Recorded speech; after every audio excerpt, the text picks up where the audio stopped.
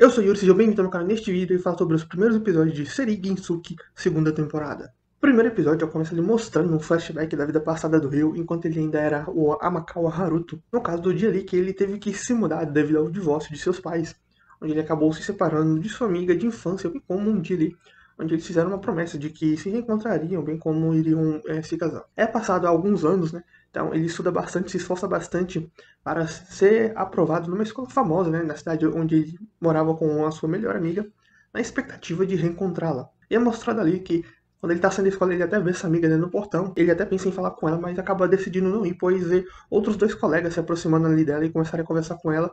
Então ele fica meio acanhado ali e acaba não querendo se meter naquilo. Então ele acaba não conversando ali com ela. Depois então seguimos acompanhando a Miharu e esses dois colegas, onde eles se encontram com mais duas crianças, né, que eram mais novas que ele, que eram amigos deles ali, conhecidos, enquanto estavam ali juntos, né, conversando, combinando de comer alguma coisa. Já que era início do ano escolar, né, cada um comemorando ali, agora eles estão no ensino médio, ela tá no segundo ano ali do Fundamental 2, você tá no sétimo ano, né, comemorando assim, isso do novo ano escolar, né, que eles tinham passado, avançado de série, estavam combinando de comer alguma coisa, e então eles acabam sendo pegos por portais mágicos, né. O rapaz, o Takahisa, acaba sendo por um portal vermelho, a garota Satsuki por um amarelo, e a Miharu junto com os outros dois jovens que são irmãos, né, a Aki e Masato, acabaram sendo pegos por um portal verde. Então voltamos ao momento atual, né, onde o anime havia terminado a temporada passada, onde o Ryu/Haruto tinha resgatado a Saria de um casamento juntamente com a ajuda da Aisha. E a Aisha sente ali algum tipo de conexão com a Miharu quando ela foi invocada pedindo para o Haruto e salvá-los. Fazendo um parênteses aqui, toda vez que eu falar Ryu ou Haruto, se deve ao nosso protagonista, tá? Porque ele usa esses dois nomes. Haruto então parte para salvá-los, seguindo a direção indicada por Aisha, né? E ao chegar ali na área, ele percebe alguns traços de magia espacial, bem como acaba por encontrar um telefone celular. Então, ele segue procurando ali na área ao redor, até que ele avista fumaça ali, vai lá, né, encontrando algumas pessoas, de certa forma suspeitas, pergunta para ela se tinham visto o dono do aparelho.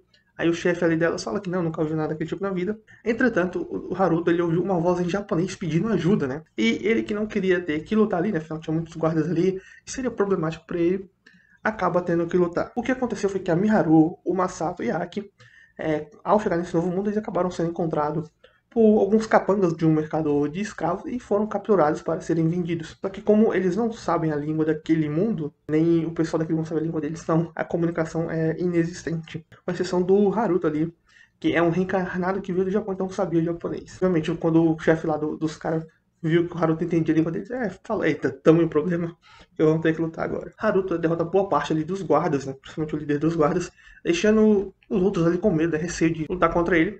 E ele fala ali pro mercador libertar as crianças, né. Então, o mercador vai libertar lá o Masato e a Aki. O Haruto pergunta se havia mais alguém com eles. Eles dizem que havia outra pessoa em uma carruagem diferente. O Haruto vai até lá. O mercador até fica desesperado, até tentando procurar achar ele, porque ele não queria mais se meter com o Haruto. Só que o próprio Haruto vai lá, abre o cadeado com magia, e para a surpresa dele, quem estava ali era a Miharu. E fazendo um parênteses aqui, como é mostrado no anime, havia várias outras crianças que tinham sido capturadas ali para serem escravas, mas é mostrado que o Haruto pegou apenas os três ali que foram invocados, até porque era quem estava procurando, né, a pedido da Aisha. E aí eu tenho certeza que tem gente que vai achar ruim, né, caso ele não tenha libertado as outras crianças ali também. Se ele libertasse elas, o que isso ia mudar na vida delas?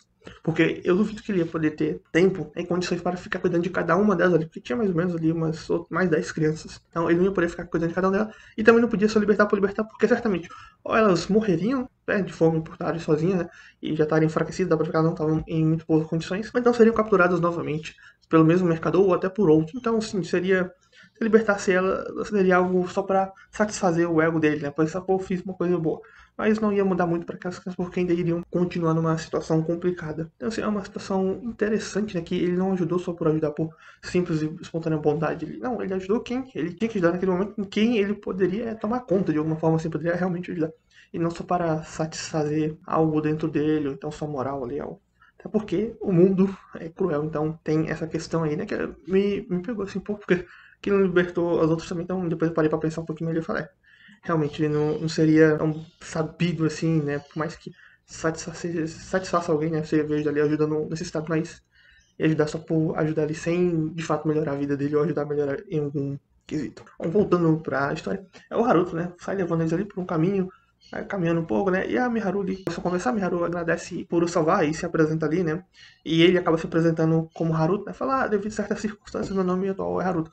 Eu escuto esse nome, tanto a Miharu quanto a Aki ficam surpreendidas, né? E a Aki até demonstra uma certa raiva. E o Haruto, ao escutar o nome Aki, principalmente vindo da Miharu, se lembra que em sua vida passada ele teve uma irmã 3 anos mais nova, porém não chegou a conhecer ela muito bem, né? Até porque seus pais se divorciaram e acabaram ficando separados. Aki fica meio assim, ele dá uma disfarçada ali devido à forma como elas reagiram no nome dele, falando, será que tem algo estranho com o meu nome, né? E o garoto que tava com ele, o Masato, pergunta porque ele não tem um sobrenome, né? No caso, que é tudo uma questão cultural japonesa, se apresentar com o nome e sobrenome, e também negócio de chamar só pelo sobrenome, a menos que seja muito próximo. Então, quando é uma questão cultural, além do garoto se apresentar ali como Sendo Masato, irmão mais novo da Aki, que agora a Aki era Sendo Aki. E o Haruto se lembra que não tinha um irmão mais novo, fora que o sobrenome também era diferente do que ele usava.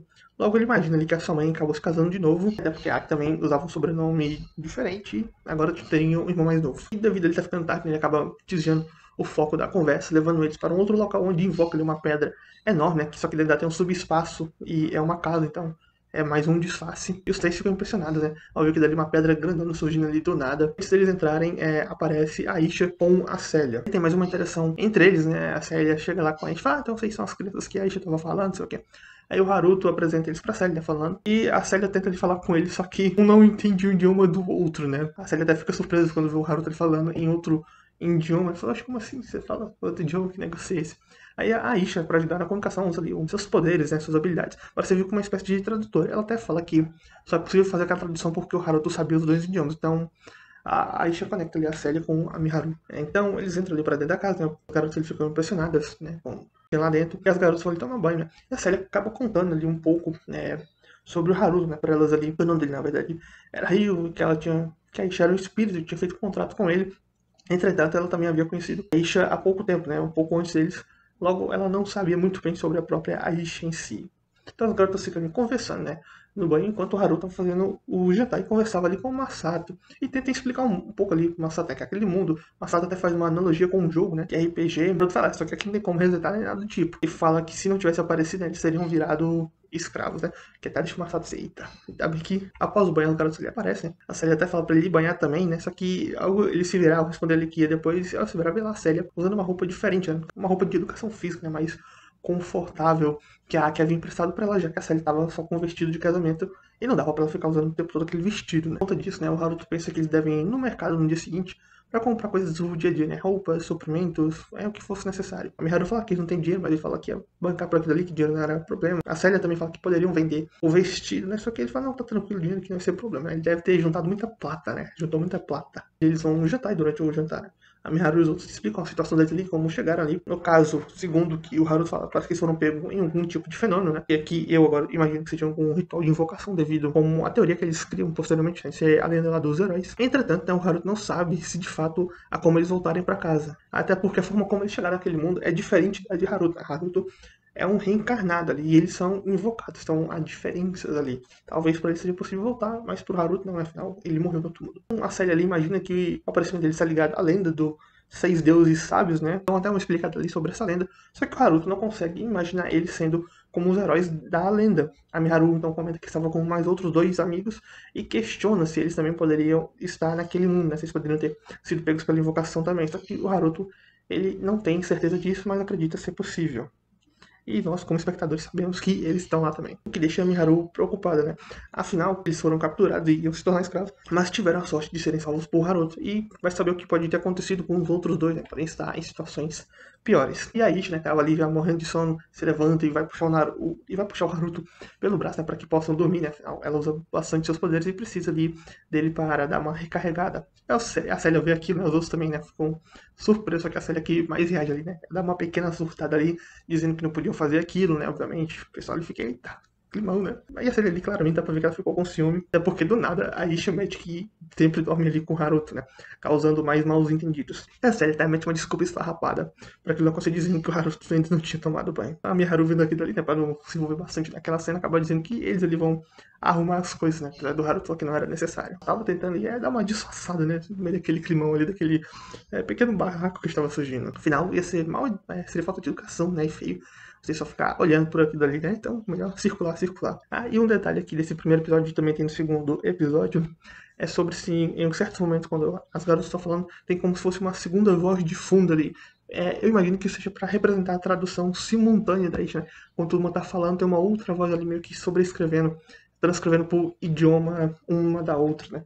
Eu percebi isso, comecei a achar que era algum problema do áudio ou alguma coisa seguinte, mas eu percebi que era por conta da tradução da Aisha. Eu achei isso uma sacada bastante interessante, o detalhe. O segundo episódio eu comecei com o Haruto, né, tendo que se explicar, né? Que serve como um tipo de fonte de energia para a Aisha e que ela precisa ficar próximo dele ali para se carregar. Ele acaba protestando contra isso, né? Afinal, são jovens ali, é um homem, é uma mulher, né? Então acaba ensinando algumas coisas. É engraçado que mostra ali que depois olhando pro Masato, tipo, se escofé os olhos, e aí, o que você vai.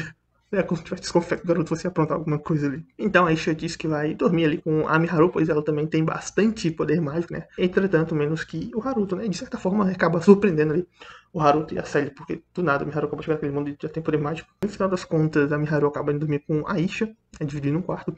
Aqui o Masato, por serem irmãos também, né? Iam dividir o quarto e a Sally e o Haruto ali, cada um teve o seu quarto. E dá pra ver ali que a Sellinha ficou um pouquinho triste, né? Acho que ela queria dividir um quarto com o Haruto, né?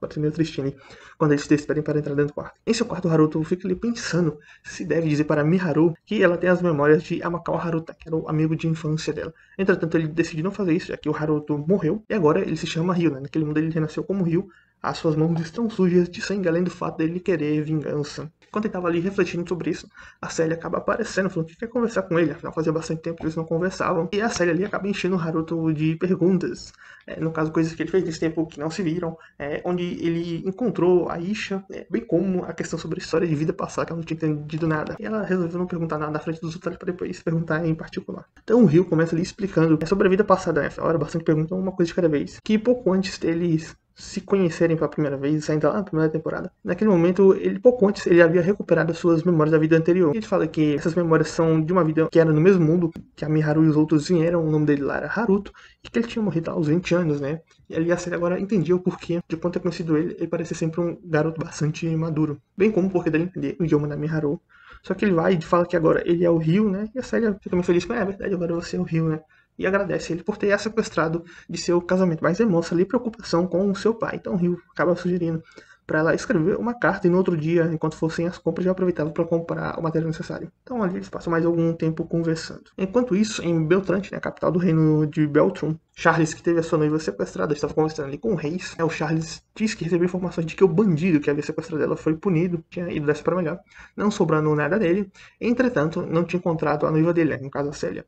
Então ele fica imaginando ali que havia um cúmplice e ele mandou fechar as fronteiras ali da capital para fazer uma busca. Mal sabia ele que já estão bem longe e o cara lá não foi dessa para melhor não, tá vivido acima. Então Charles então fala da profecia dos heróis, né? Que afinal tinha acabado de acontecer aquelas luzes de pilares todo mundo viu, então imagina-se que tem a ver com os heróis, todo mundo tem uma noção que tem a ver com os heróis. E que um deles ali desceu no reino e está sobre a custódia do pai dele. O rei até dá uma comentada assim, pô, não era, vocês não tinham mais outra pedra não, era pra vocês terem meio que dois heróis, afinal os heróis estão ligados a pedras sagradas.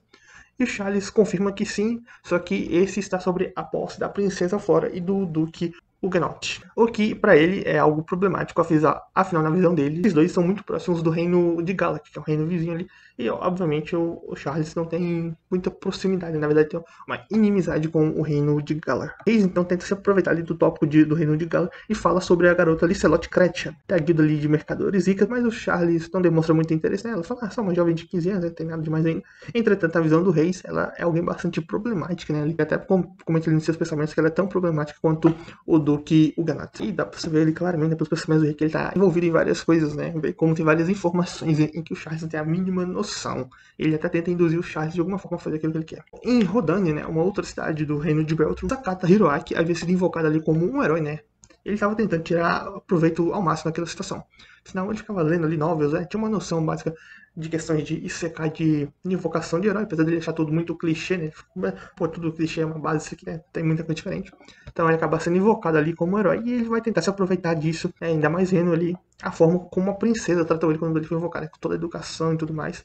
Logo, ele imaginou que, por ser um herói, poderia estar numa posição mais elevada. Então, ali é mostrado ali a questão de como ele foi invocado e tudo mais, como conhecer ali, né? Ele tem até uma espada que foi invocada junto com ele. E o Sakata começa a falar ali com um certo tom de superioridade, né? Quando tava ali conversando, né? Jantando ali, só aproveitando da comida. Afinal, ele não queria agir como alguém humilde, né? Ele não queria ser um faz-tudo, né? Ser humilde ali, rapaz. Não, ele queria pegar e tirar proveito ali, então, para negociar ali, né? Aí ele começa a perguntar, vocês me trouxeram aqui, deve ter como eu voltar?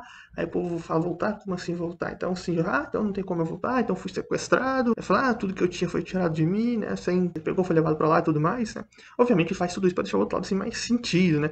Alegando que colocou ele numa posição desconfortável contra a vontade dele, né? Se fazendo ali de vítima. De certa forma, ele tem razão, tudo aquilo é verdade. Só que tá claro pra gente que ele tá fazendo aquilo de sacanagem, só pra ter algum tipo de vantagem. E não porque realmente é algo que era importante pra ele. Pô, não queria vir pra cá, não sei o que, minha vida mudou, né? Não é mais, ele tá tentando tirar vantagem daqui.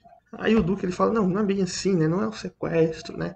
Vou explicar aqui a nossa situação, né? Você pode discutir isso, então acaba por ali, né? Com o Sakata falando que vai escutar a situação dele, mas ele tá sempre tentando conseguir alguma vantagem. Aqui um parênteses, né? O camarada já deu sorte, que ele chegou sabendo falar um idioma, bem como foi recebido por uma princesa, tá sendo tratada ali, ó, de forma exemplar, né? Comidinha, abrigo, tudo mais, né?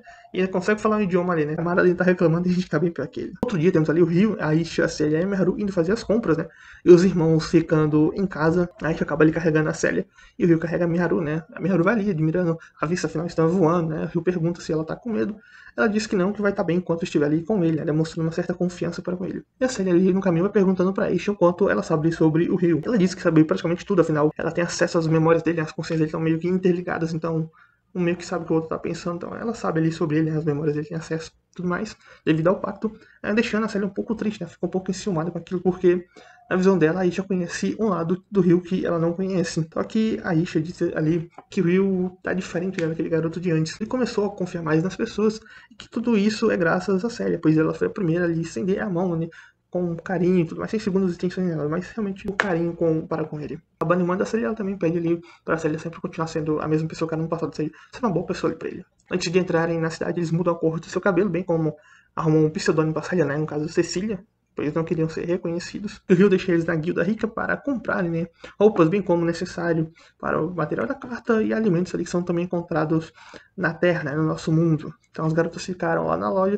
e o Rio sai pela cidade buscando informações sobre o colega da Miharu. Cerca de uma hora depois o Rio volta ali para a loja sem conseguir nenhuma informação específica sobre os dois. Vai ali até a Miharu, né, acaba se separando com ela, escolhendo um sutiã, deixando ambos ali constrangidos. E aí a gente tava ali do lado, sentado de boa, fica assim, o que aconteceu? Aconteceu alguma coisa, né? Ela não tá nem ligando, não percebeu ali o clima. Então depois disso a Miharu, ela escolhe uma roupa pro Rio. E depois a Célia, né, já que a vendedora foi esperta, ele falou, meteu um desconto, e você leva mais uma, tem um desconto aí da segunda peça. Então a Célia acaba escolhendo uma outra peça ali pro Rio. E depois de finalizarem suas compras, eles voltam pra casa. A vendedora ali foi esperta, foi malandra. O Rio até fala, não esperava menos de uma vendedora da Guilda Rica, né, tentando fazer ali o melhor negócio possível, fazer gastar mais. De volta à capital do reino de Beltron, agora vemos a Licelotte, que estava presa lá na capital, afinal as fronteiras tinham fechado e ela não poderia voltar para Galark para tomar de conta ali dos seus negócios, no caso da Guilda Rica. Então, ela estava lá conversando com uma empregada chamada Arya, reclamando ali, né, que não queria voltar para casa, mas disse que o fato da reputação do Duque Arbol ter sido destruída, né, por conta do casamento, era algo que divertia ela, mas ela sabia que o reino fechou as fronteiras para minimizar essas informações vazarem. Então, ali, era algo vantajoso para ela que a reputação do Duque tivesse sido destruída, né, pro reino dela, mas demonstrou ali alguma preocupação para com a noiva, né, a Célia.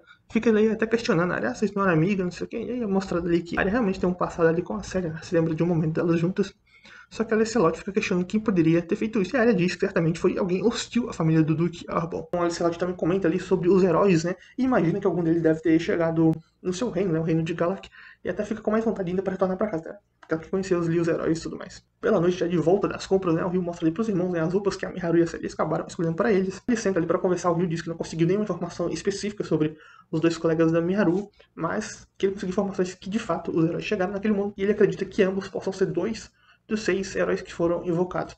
E com base nisso, ele acredita que a Miharu e os irmãos acabaram sendo pegos nessa questão de ritual, né, no meio de tudo isso. Essa é a teoria que ele tem ali por enquanto. Aki então tem vontade de procurar por ele, são amigos dele, pessoas próximas dele. Só que o Rio fala que de fazer isso eles precisam aprender o idioma daquele mundo, bem como a sua cultura. Afinal, dá pra sair usando a Isha o tempo todo como tradutor, fora que isso desgasta bastante ela. O Masato até dá uma reclamada dele, pô, eu vim pra outro mundo e eu vou ter que estudar aqui. Ele não queria só ficar de boa. Aí o Rio também sugere pedir conselhos para o povo dos espíritos, já que ele confia neles, né? Alguém confiável na visão do Rio. Então, o Rio e a Miharu vão preparar ali um jantar, né, japonês. Você já pergunta japonês, que explica ali que tinha a ver com a terra da Miharu. E a Sally fica vendo eles preparando e fica pensando, pô, também quero aprender a cozinhar. E o Rio vai lá chamar ela pra ajudar também, né. Afinal, ela tava querendo ajudar. E a Aki, ele fica só observando de longe, né, arrumando a mesinha ali. Que a Miharu tá bem próxima do Rio, mesmo ela não se sentindo confortável perto de homens. Ou seja, ela não se incomodava ali se fosse o Rio, né, Haruto, do lado dela. E acaba ali com eles jantando. E nesse episódio também teve aquela questão da dupla voz em certos momentos, principalmente com a Célia falando, foi onde eu mais reparei isso. E foi isso que aconteceu nesses dois episódios assim, bem levezinho, né? A maior parte de ação foi quando o Haruto foi lá resgatar eles do mercador de escravo.